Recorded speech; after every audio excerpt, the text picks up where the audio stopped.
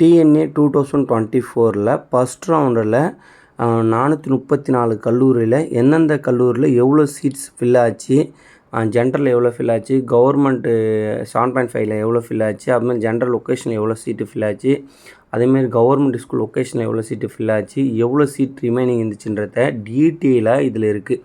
நீங்கள் choice bill அடிப்படையில் இந்த அடிப்படையில் கூட நீங்கள் வச்சுக்கலாம். இதில் இருக்கிறது எல்லாமே போன வருஷம் அடிப்படையில் சாய்ஸ் லிஸ்ட் பண்ணி காலேஜ் பசங்க ப்ரியாரிட்டி கொடுத்து எடுத்தது.